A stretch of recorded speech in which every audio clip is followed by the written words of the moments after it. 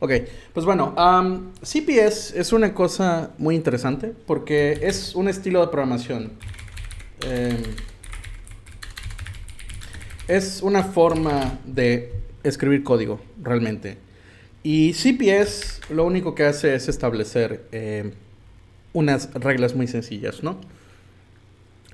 CPS ni siquiera es nuevo, ¿no? Llevan ya muchísimos años. Lo inventaron por ahí de los años 70.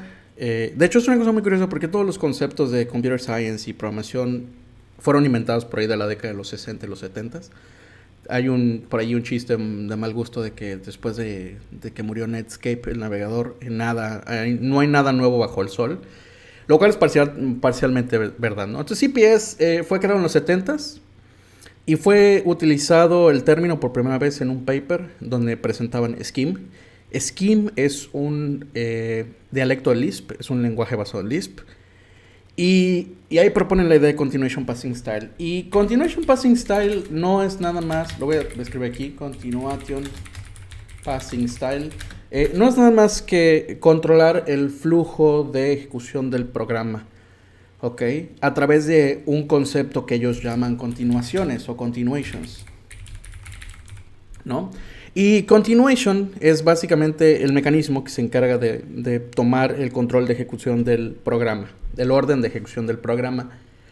Ahora, lo interesante es que continuation como tal es una abstracción. Entonces, puede ser lo que tú quieras, realmente, ¿no? Continuation puede ser lo que tú quieras. Y como Scheme está basado en Lisp, lo que ellos utilizaron para representar un continuation fue una lambda function.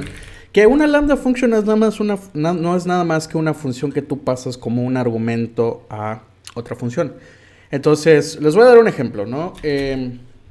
Supongamos que creamos una función llamada divide, ¿no? O div, como quieran llamarle, ¿no?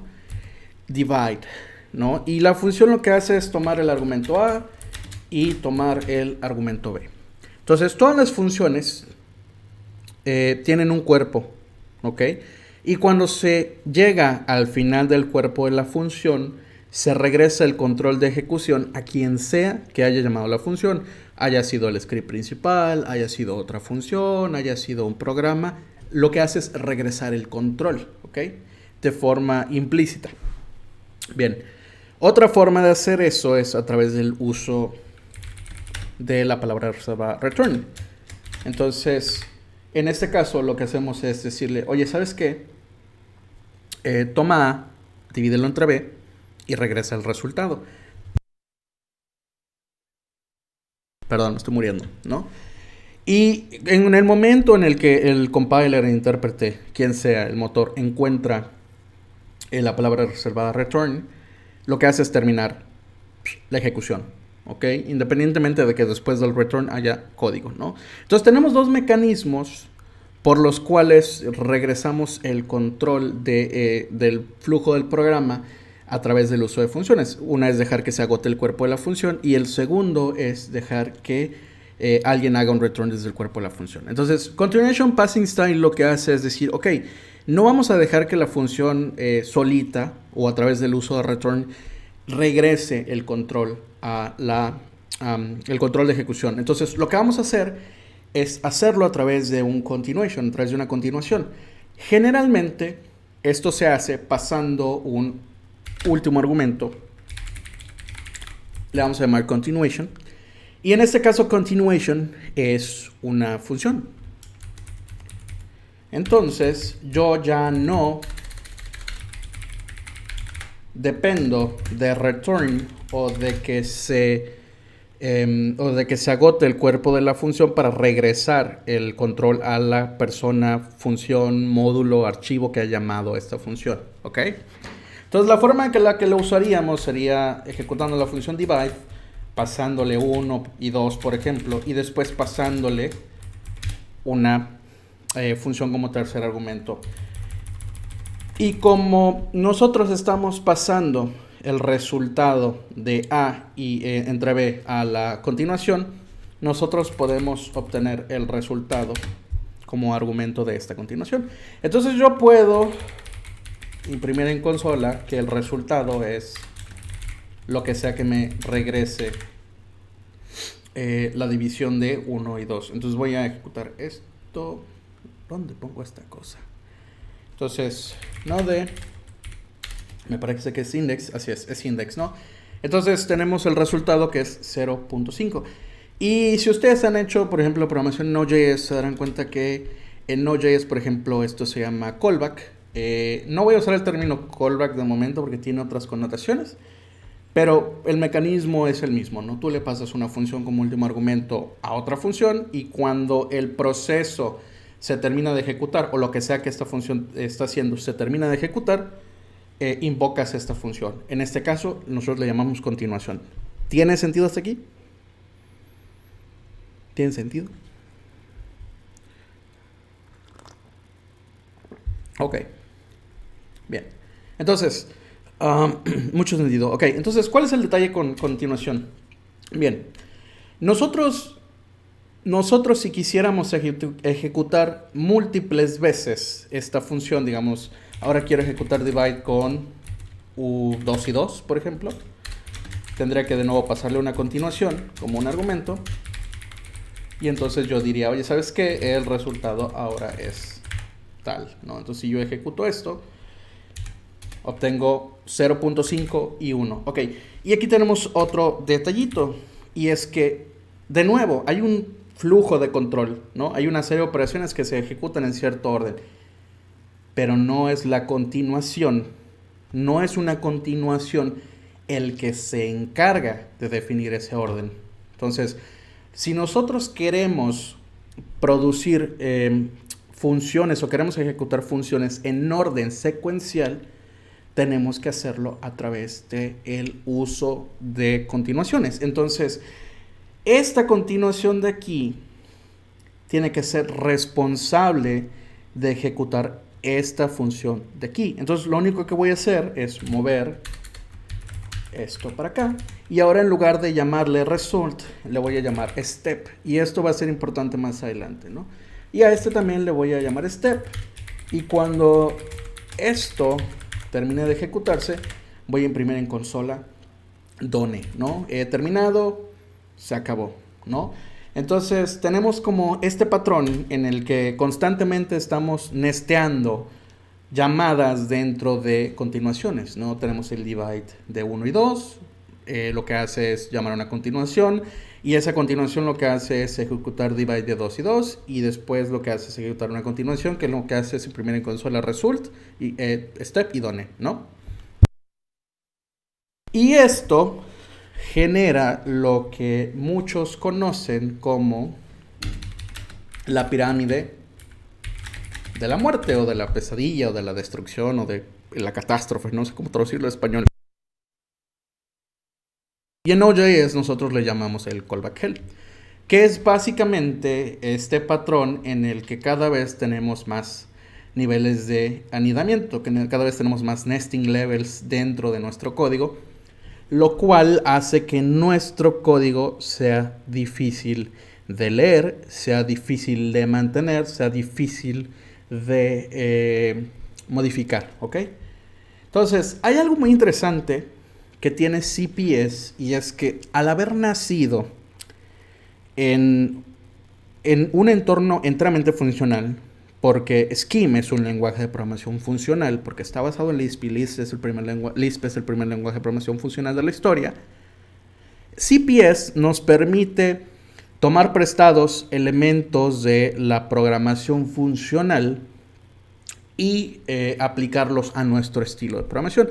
Y parte de ello es que podemos visualizar nuestras operaciones o nuestras llamadas a funciones como una secuencia de operaciones o de funciones, como una secuencia conceptualmente hablando. Entonces, la forma generalmente en la que se representan las secuencias es basado en arrays o listas. Una secuencia generalmente está basada en un array o en una lista. Entonces podemos ver esto como invocaciones que toman lugar en un índice de una secuencia o en un índice de una lista. ¿Ok?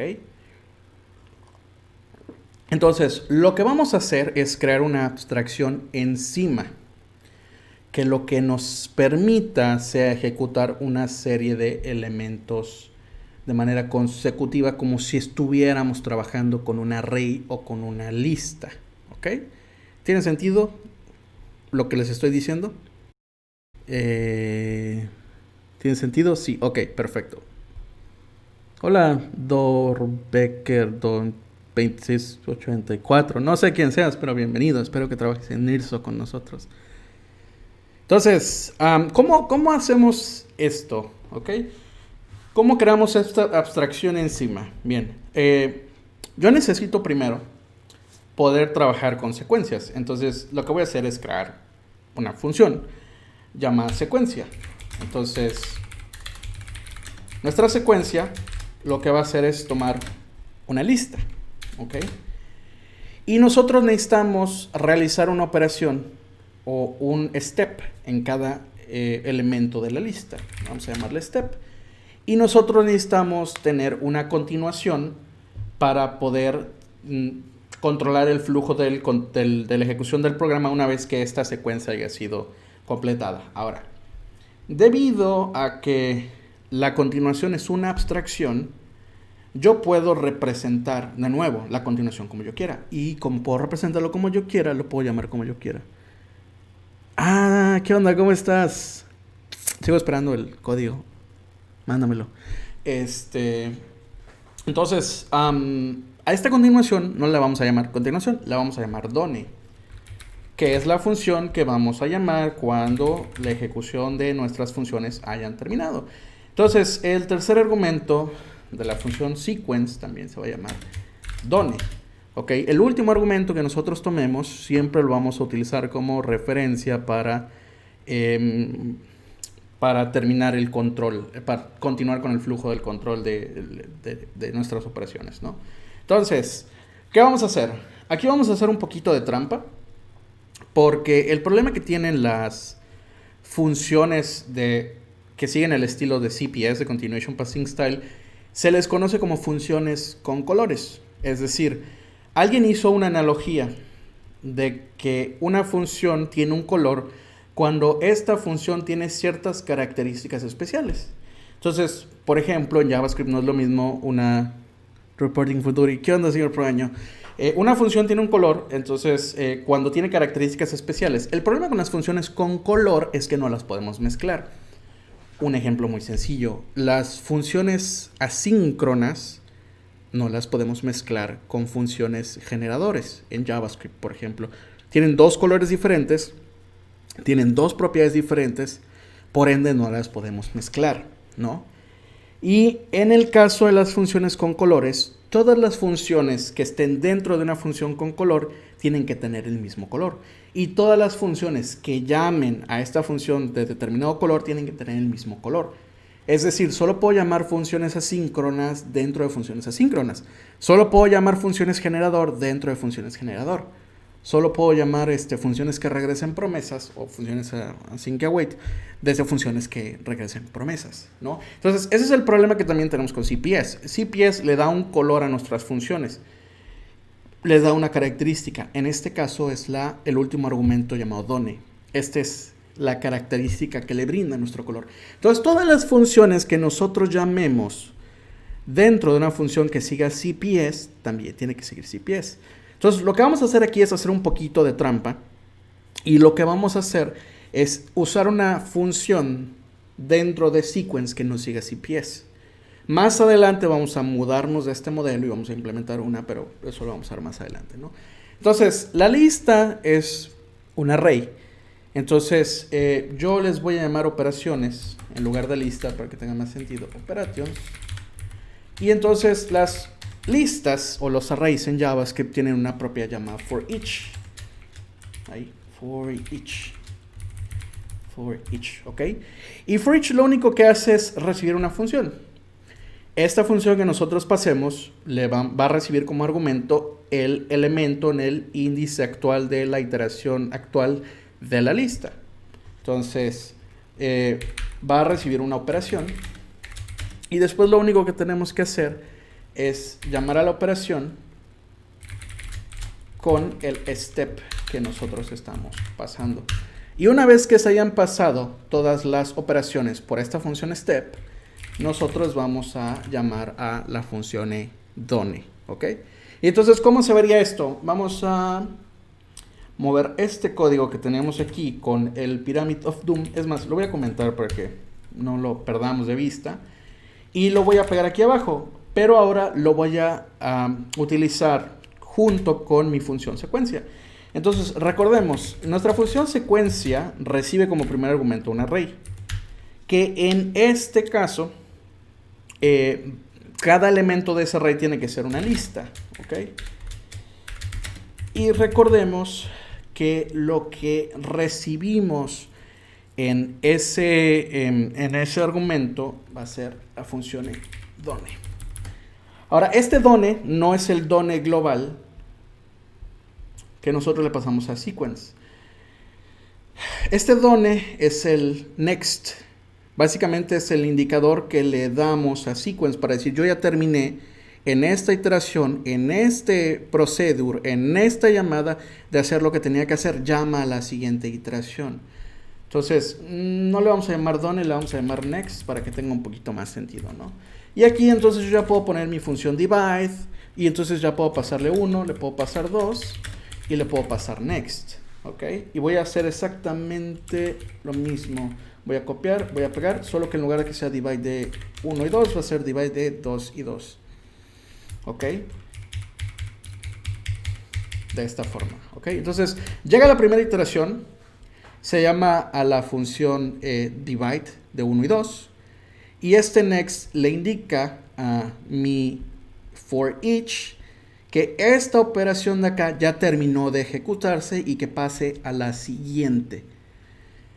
Entonces pasamos a dividir 2 y 2. De nuevo, tomamos el next, lo llamamos y le decimos a la secuencia, oye, vete a la siguiente iteración, ya terminó divide de 2 y 2 de operar. Y como ya no hay más operaciones que realizar, se llama a la función done. Entonces, yo voy a pasar como segundo argumento a sequence la función step, ¿ok? Entonces, voy a hacer un console log, voy a llamar step y voy a decir value, ¿ok? Y como segundo argumento voy a pasar a la función done, que lo único que va a hacer es imprimir en consola, oye, done, ya terminé, ¿ok? ¿Tiene sentido? ¿No tiene sentido? Digo, si es confuso, lo entiendo. A mí me costó como entender esta parte por la indirección, porque tienes que estar saltando de una función a otra y de otra función a otra y de otra función a otra, ¿no? Entonces, pasamos de secuencia al iterador y del iterador pasamos al divide y del divide regresamos al iterador y luego vamos de nuevo al divisor y luego regresamos al iterador y luego terminamos la ejecución de sequence, ¿no? Entonces, si yo ejecuto esto, obtenemos el mismo resultado o un resultado parecido, ¿no? Vemos que se ejecuta divide de 1 y 2, vemos que se ejecuta divide de 2 y 2 y vemos que en cada iteración se ejecuta esta función step, donde decimos, oye, este es el valor en esta iteración y cuando se terminan todas las iteraciones vemos done en consola, ¿no? Bien, entonces, vamos a notar aquí, por ejemplo, que esta función que yo estoy pasando aquí, esto aquí es una función, lo único que está haciendo es forwardear este prop, este argumento, este parámetro, lo único que hace es forwardearlo, funciona como un intermediario. Y este es un problema que tiene JavaScript porque JavaScript no tiene funciones parcialmente aplicadas ni currificadas, que es algo de lo que ya he hablado en otros videos, entonces vayan al canal y chequenlo. Pero vamos a utilizar una herramienta de la biblioteca Lodash, una función que se llama curry, que lo que va a hacer es aplicar parcialmente nuestras funciones, ¿no? Entonces, ¿cómo funciona la aplicación parcial? Básicamente, si una función recibe dos argumentos y yo nada más le paso uno, me regresa una función que va a aceptar el segundo argumento. Y al yo pasar el segundo argumento me regresa los valores que debería regresarme.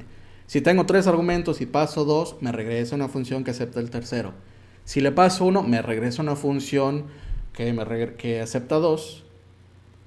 Si paso 1, me regresa una función que acepta 2. Y luego paso 1, pues me vuelve a regresar una función que acepta un argumento. Así hasta que yo agote todos los argumentos. Y si no paso argumentos, pues me sigue regresando la misma función.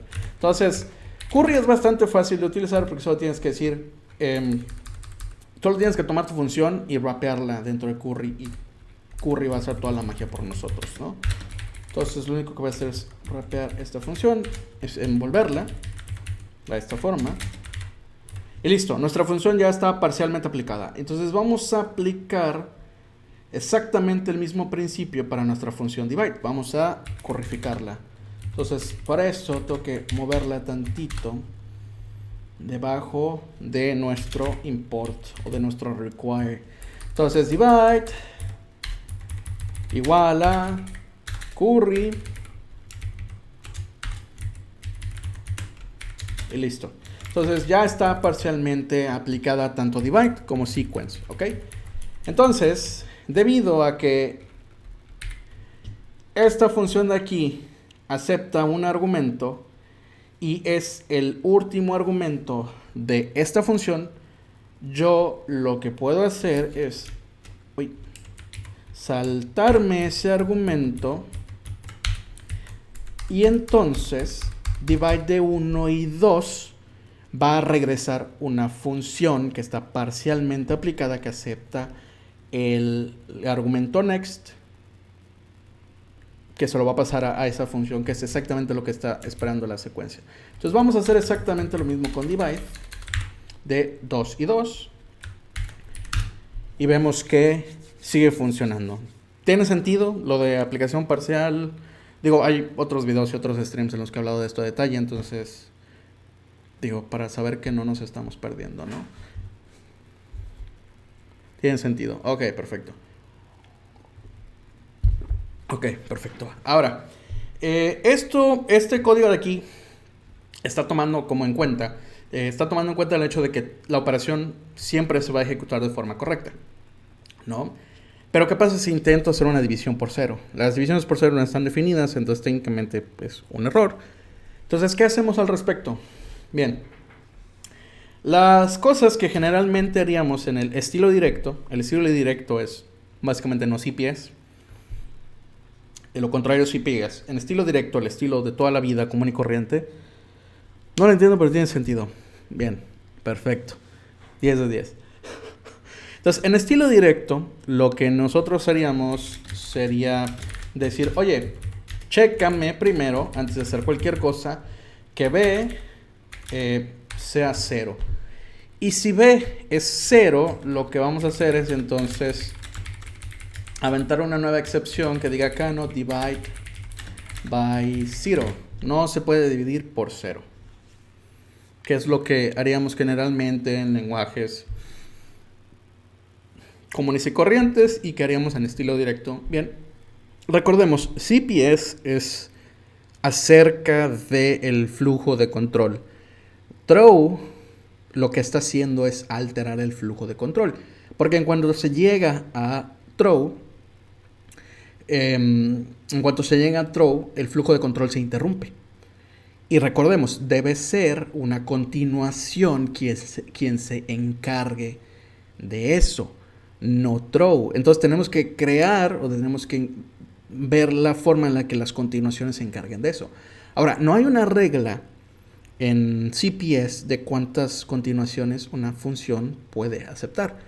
Entonces podemos pasar una segunda continuación que se llame fail. Y esta función...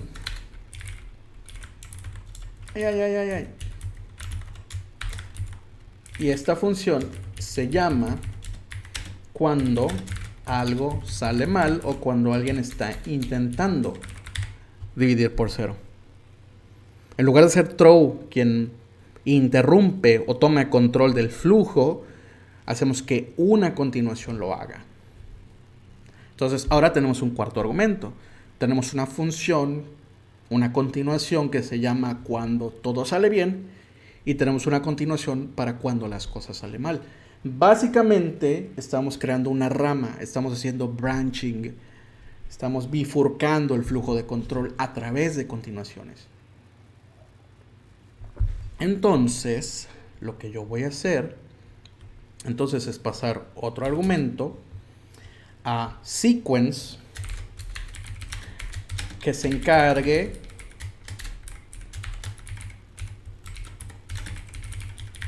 de que funja como esa continuación, que se llame cuando un error ocurre dentro de alguna de estas operaciones. ¿Ok? Dentro de esta secuencia, si ocurre algún error, debe ser esta función fail llamada. ¿Ok? Entonces vamos a cambiar un poquito la firma de nuestra función sequence. Ahora recibo un argumento extra que se va a llamar fail. Y lo mismo, ahora nuestra operación también, además de recibir el step, va a recibir la función fail, que se va a llamar en caso de que alguien intente dividir por 0. Entonces, ¿qué vamos a hacer? Vamos a ejecutar este código y vamos a rogarle a la vida de que siga funcionando. Y así es. Entonces, ahora vamos a intentar dividir por 0. Vamos a intentar dividir 2 entre 0. Y vemos que se llama a la función step, esta de acá. Después vemos que se llama a esta función de acá, que es el error. Y después el fail. Y vemos después que se llama la función done, cuando se acaba la secuencia. Step quiere decir uno de los procesos ocurrió de forma correcta. Fail quiere decir el segundo proceso ocurrió de forma incorrecta. Y finalmente se llama done para decir, ok, todas se ejecutaron independientemente de si se ejecutaron bien o si se ejecutaron mal. Entonces, ¿qué pasa si yo intento dividir ambas por 0? Entonces, obtengo que fail se llama 2 veces. Se llama fail, luego fail y luego done para decir, ok, todos los procesos dentro de tu secuencia fallaron. Y terminamos. Así de sencillo, ¿no? Entonces, tenemos error handling sin tener que tener try y catch, básicamente. Sin tener un bloque de try catch de esta forma.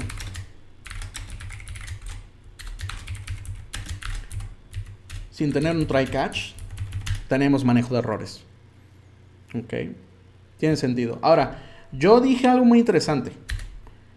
Y en este caso, es que cuando yo estoy utilizando un fail, un continuation que sirve para reportar un error o que algo salió mal, yo estoy generando un branching, yo estoy bifurcando el flujo del programa. Ahora, ¿qué demonios hace un if-else? Un if-else hace exactamente lo mismo. Un if-else bifurca el control, el flujo de control de un programa. ¿Cuál fue la regla que establecimos? El flujo de control tiene que ser manejado por una continuación. Entonces, lo que podemos hacer es reemplazar nuestro if-else por una continuación. Entonces voy a definir una función if-else que tome un predicado. Un predicado es simplemente algo que puede ser verdadero o puede ser falso. Viene de matemáticas, pero básicamente es un booleano, ¿no? Que es básicamente la condición que nosotros estamos tratando de testear. Segundo, estamos recibiendo la función que se va a encargar de qué pasa si el predicado es verdadero. If algo, then. Si sucede algo, entonces o después. Y como tercer argumento vamos a tomar el otherwise, el si, entonces, si no. Y esto obviamente va a ser una función corrificada o parcialmente aplicada, como quieran, me da igual. No me interesa, hagan lo que se les dé la gana. Entonces aquí puedo usar un ternario. Puedo decir predicate. Si predicate, entonces llama a la función then. Si no, llama a la función otherwise. De esta forma. ¿Ok? Y aquí también estamos haciendo trampa porque el predicado realmente es un if-else. Y habíamos acordado que dentro de todas las funciones CPS en el fondo tienen que llamar a otras funciones CPS, ¿no? El problema es que eventualmente tocamos rock bottom y llegamos a un punto en el que ya no podemos trabajar directamente con funciones en CPS, entonces tenemos que trabajar con los constructos del lenguaje. Y si el constructo no es de los lenguajes, no está construido encima de CPS, entonces tenemos que hacer wrappers encima que nos den la ilusión de que estamos trabajando con CPS, ¿no? Entonces es el caso de if-else, ¿no? No hay un predicado en JavaScript que siga CPS, entonces tenemos que trabajar con known CPS code, ¿no? O código de estilo directo, como quieran llamarle. Entonces, mi predicado es si b es igual a 0, entonces algo. Entonces puedo decir if else b igual a 0, si es el caso, entonces, es más, lo voy a copiar, fuck it, de esta forma. Y en caso de que no sea así, ejecuta done de A sobre B. ¿Ok? ¿Tiene sentido? El predicado es B igual a 0. Si el predicado es verdad, quiere decir que estamos tratando de dividir por 0. Oye, llama a la continuación que se encarga de reportar que hubo un error. O si no, pues simplemente llama a la continuación que se encarga del caso de que sea correcta la operación y le pasas los valores resultados, ¿no? ¿Ok? Es un if-else glorificado con funciones y CPS, ¿ok? Bien, entonces si yo ejecuto esto, ¡pup! Sigue funcionando, nuestro if-else sigue funcionando. De hecho voy a agregar aquí un 0 para que se rompa y vean que el caso contrario sigue funcionando, ¿ok? Tiene sentido. Entonces, hay algo muy interesante y es el hecho de que yo había comentado que esto de aquí se parece a un try-catch, ¿no? Sin ser un try-catch de forma directa. Hola, bebé. Hola, Joaquín, ¿cómo estás?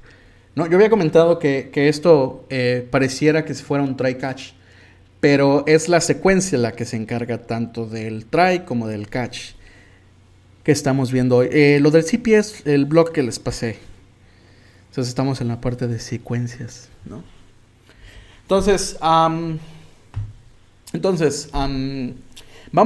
que vamos a hacer es tratar de extraer ese comportamiento de try-catch y en lugar de que esté metido directamente en la secuencia, esté metido dentro de un bloque try-catch. Entonces, literalmente, vamos a crear una función try-catch,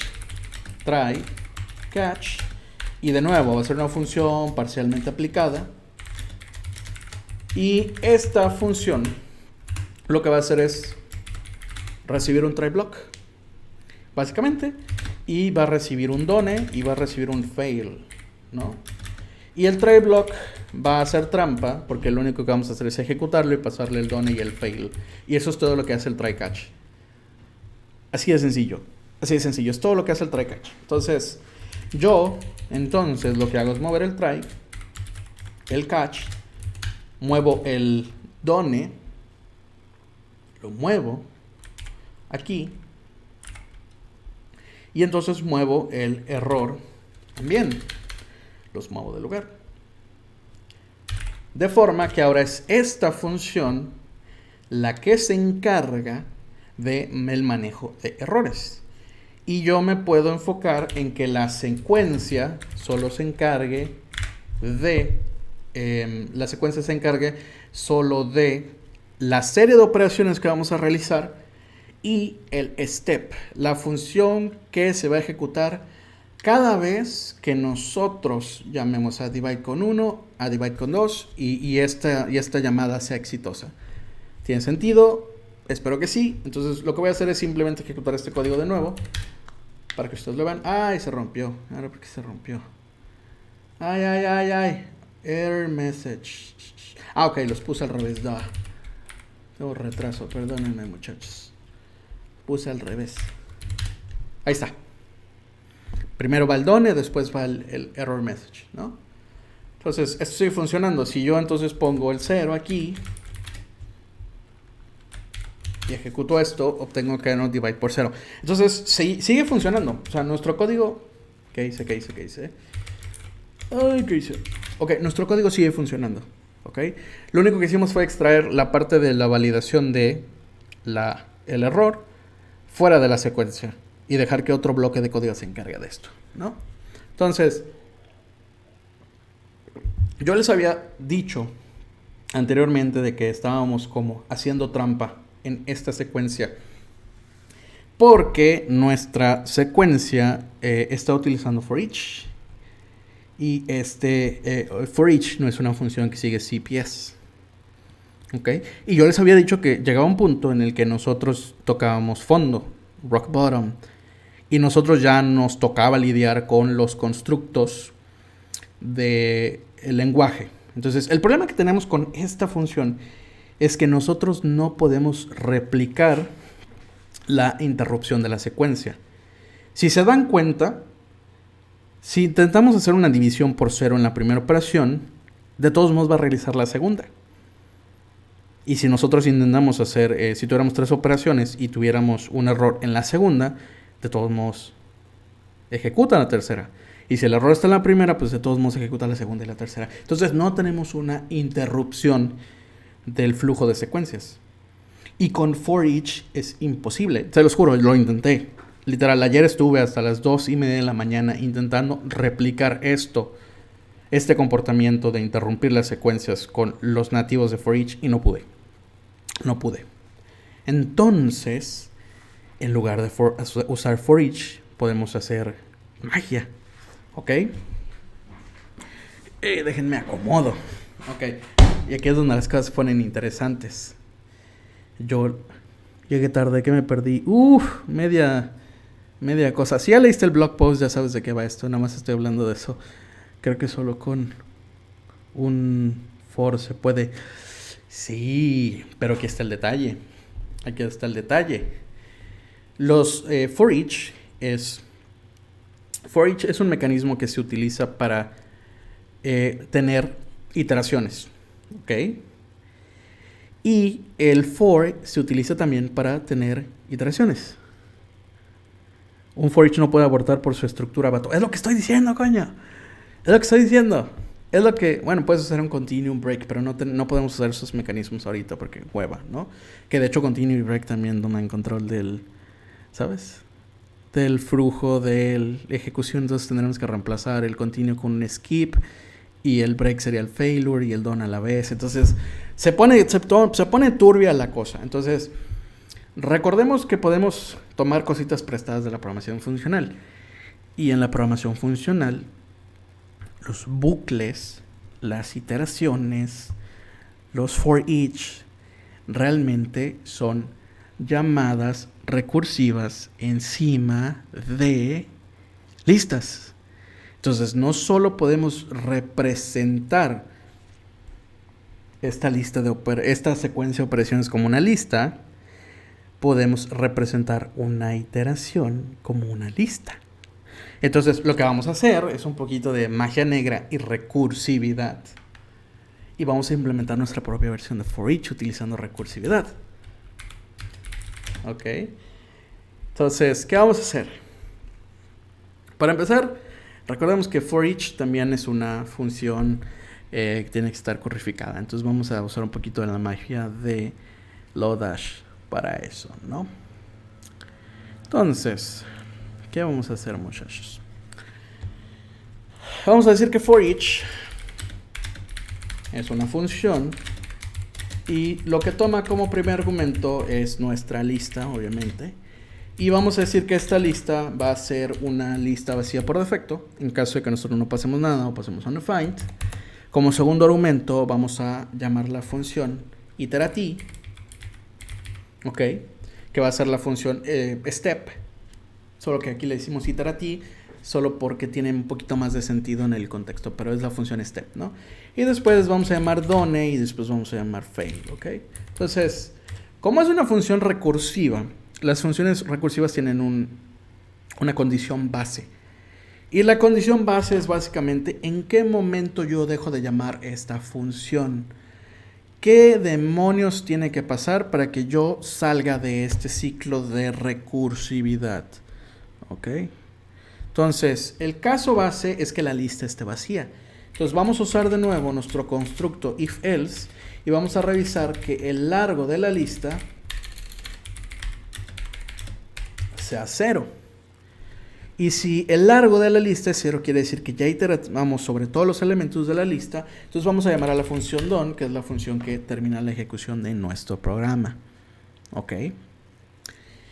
Y después vamos a poner la función que se va a llamar en caso de que nosotros no terminemos la ejecución de nuestro programa. Es decir, que no hayamos salido de la recursividad.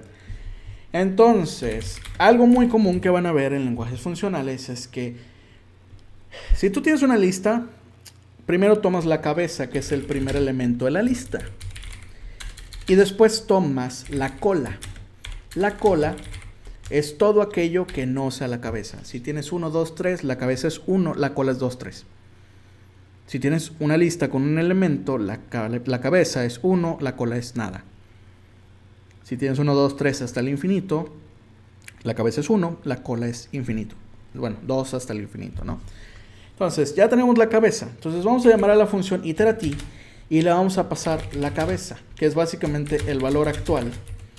El valor actual se lo vamos a pasar a nuestra función step o iterati. Y después le vamos a pasar como tercer argumento la función fail, que es básicamente si algo se rompió, pues termina la ejecución, básicamente. ¿Y qué hacemos entonces? Aquí hacemos la llamada recursiva. Entonces, aquí lo que tenemos que pasar es la lista menos la cabeza. La lista menos la cabeza es la cola. Entonces, ya tenemos como esa chamba hecha. Entonces, pasamos la cola. Y después pasamos de nuevo a la misma función iterati. Y después pasamos done. Y después pasamos fail. Y tenemos nuestro for each recursivo con CPS. Y que sí nos permite interrumpir el flujo de control. Y esta es toda la magia que tenemos que hacer.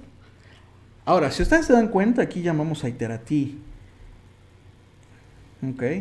Y a iterati le pasamos una función. E iterati va a llamar esta función. Y esta función lo que va a hacer es llamar for each. Entonces tenemos saltos de una función a otra función. Y luego esta función llama de nuevo a esta función. Y esta función llama de nuevo a la otra función. Entonces lo que tenemos son funciones mutuamente recursivas. Una función llamada A que llama a B y una función B que dentro de su cuerpo llama A. Entonces vamos de A a B, de B a A, de A a B, de B a A, hasta que se cumple la condición base para que ¡pup!, salgamos de ese maldito ciclo de recursividad. Si recursividad con una función es un problema, recursividad con funciones mutuamente recursivas es un problema mayor, ¿no? Y este mecanismo, si se ponen a pensarlo, se parece a otro mecanismo que teníamos en lenguajes como Visual Basic. Este comportamiento de estar saltando de un lugar a otro es básicamente lo que hacía el GoToStatement. El dichoso GoToStatement que todo el mundo te dice, ignóralo, evítalo, es un antipatrón, no lo uses, es dañino, te va a dar cáncer, va a matar a tu familia, va a envenenar a tu perro, va a violar a tu novia. Ese GoToStatement se puede replicar con funciones mutuamente recursivas. ¿Ok? Y otra cosa bonita que tienen las funciones mutuamente recursivas es que puedo usar trampoline. Que trampoline es otro mecanismo del que no voy a hablar ahorita porque no me da la vida. Entonces ya tenemos nuestro for each que puede interrumpir el flujo en cualquier momento. Ya lo tenemos. Entonces voy a mantener la función sequence, que va a funcionar de forma de principio a fin. Va a correr hasta que termine run to completion. Y voy a agregar otra función que se va a llamar sequence all. Que esta función de aquí, si ocurre un error en cualquier paso, sí va a interrumpir el flujo. ¿Ok? Entonces vamos a tener sequence y vamos a tener sequence all. ¿Ok? Entonces, ¿cómo se va a ver esta función? Bien. La entrada se parece muchísimo. Vamos a recibir nuestra lista de operaciones. vamos a recibir el step.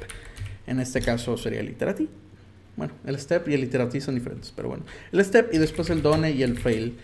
Y entonces aquí lo que hacemos es decir, ok, vamos a llamar a nuestro for each con nuestras operaciones y después le vamos a pasar una función que recibe la operación y que va a recibir next.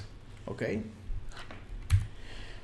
Y aquí lo que vamos a hacer es llamar a esa operación, le vamos a pasar una función, esa función va a recibir un valor, ok, y esta función lo que va a hacer es llamar al step, le pasamos el valor y después llamamos next, ok, y le pasamos a el for each done y fail, ok.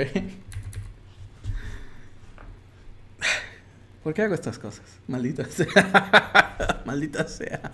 Ok, y entonces pueden ver ese comportamiento de, ok, dentro del for each mandamos a llamar esta función y esta función step es esta de aquí que se llama a través del iterati, que es esta función de aquí, pero este iterati manda a llamar este for each a través de step. Entonces tenemos ese comportamiento que les digo de vamos de A a B, de B a, de A a B, de B a, de B a B, hasta que nos morimos y nos mareamos porque no sabemos cómo demonios estamos llegando de un lugar a otro. Les juro que no sé cómo es que llegué a esto, porque les digo, a las 2:30 de la mañana yo estaba frito y no sé ni cómo fue que lo resolví, pero aquí está, maldita sea.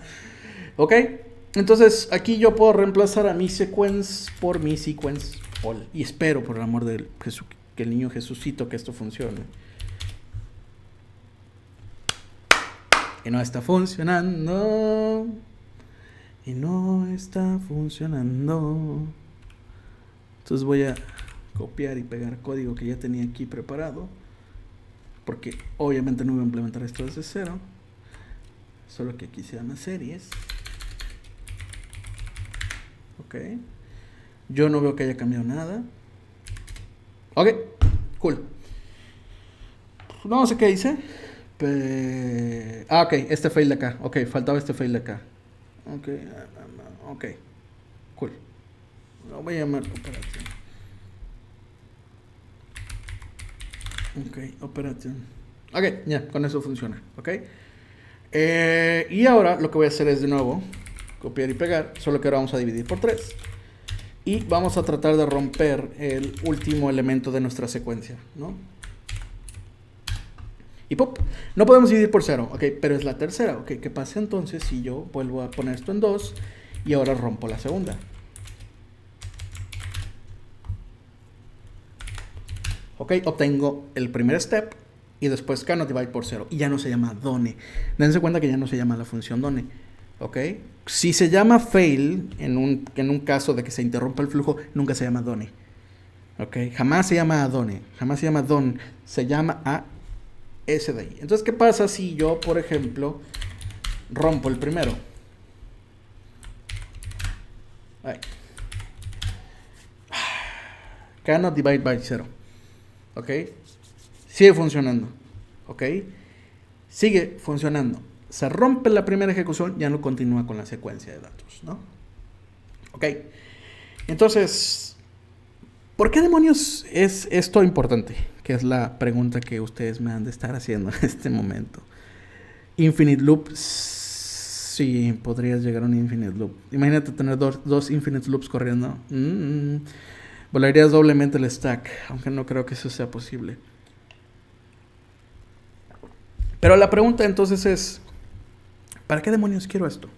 ¿No? O sea, de hecho es muy curioso porque si ustedes lo ven, voy a poner esto acá. Si ustedes lo ven, se dan cuenta que todo gira en torno a funciones, ¿no? Todo es una función, todo es una maldita función. Y esto, de hecho, a ustedes puede que les recuerde a Lisp. Y si es así, es porque CPS fue basado en un lenguaje que está hecho a partir de Lisp.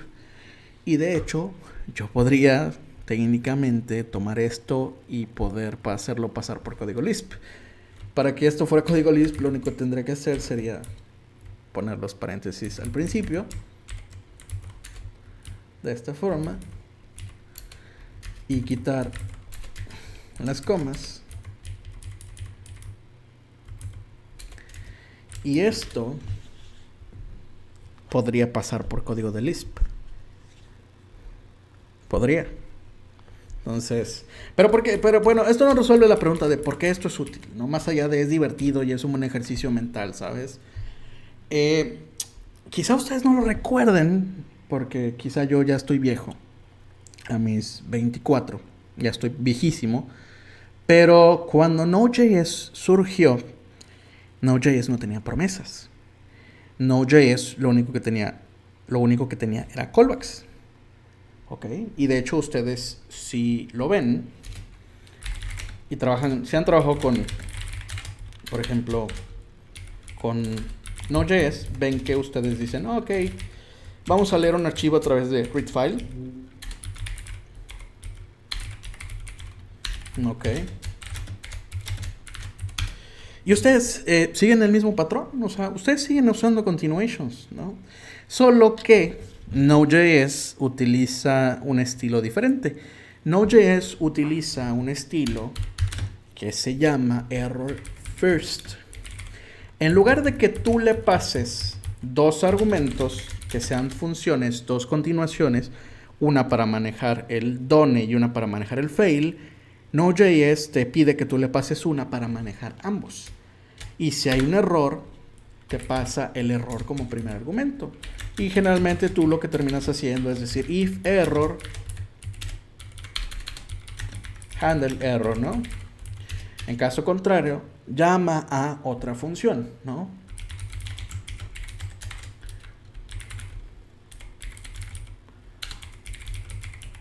Y el patrón se vuelve a repetir. Y tenemos el problema de los callbacks, ¿no? Y alguien resolvió este problema. Antes de que se crearan las promesas, alguien creó una biblioteca que se llama Async.js. Que hasta la fecha yo no conozco a nadie que utilice Async.js en su día a día. Pero siguen siendo la base de mucho software hoy en día. Y de hecho esta semana nada más tuvo 27 millones de descargas. Entonces Async.js todavía sigue vivo. Y si se dan cuenta y vemos los ejemplos, vemos que de hecho se parecen muchísimo a lo que nosotros tenemos. Voy a pegar aquí esta cosa, ¿no? Tenemos un map que en lugar de ser una secuencia de operaciones, es un array de strings, ¿no? Y vemos que tenemos como segundo argumento nuestro step function. Tenemos nuestro step function.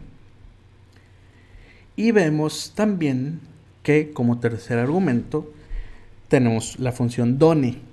En lugar de pasarle dos funciones, una para done y una para el error, tenemos aquí una sola función que maneja tanto el error como el caso exitoso. Bien.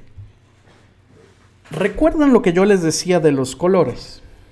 ¿Recuerdan cómo yo les decía que si una función tenía un color, esta función tenía características especiales que no hacían posible que se pudiera conjugar con otras funciones? El hecho que no puedas llamar iteradores, por ejemplo, funciones generadoras con promesas o viceversa, o que no puedas usar funciones asíncronas enteramente con funciones normalitas. Bien, Async es una biblioteca que nos permite, utilizando CPS, realizar operaciones asíncronas. Y esto de aquí da la sensación de que este código es secuencial. Da la sensación de que se ejecuta uno detrás del otro. Cosa curiosa aquí. Todas y cada una de estas operaciones son operaciones síncronas. Aquí no utilizamos macrotasks, aquí no utilizamos microtasks, aquí no utilizamos el event loop para nada. y tienen exactamente la misma forma y tienen exactamente el mismo comportamiento. ¿Saben qué implica eso? Que algo que de entrada no se podía hacer, como mezclar funciones con diferentes colores, con CPS se puede hacer. Con CPS tú puedes mezclar funciones síncronas con funciones asíncronas, con generadores, incluso con observables, con streams, con promesas, con lo que tú, maldita sea, quieras. Con lo que quieras. Y esto no es poca cosa. Porque entonces significa que tú no estás limitado a elegir qué clase de función quieres utilizar. Si tu color te limita con CPS, eso ya no es un inconveniente. Ya no es un inconveniente. Entonces, no es poca cosa esto del CPS, ¿no? Hola, gracias por ver este video. Este clip fue sacado de uno de los streams que hago los martes y jueves de 8 en adelante, hora de Ciudad de México, en mi canal de Twitch. Suscríbete a mi canal de Twitch y a mi canal de YouTube si quieres seguir viendo videos como este.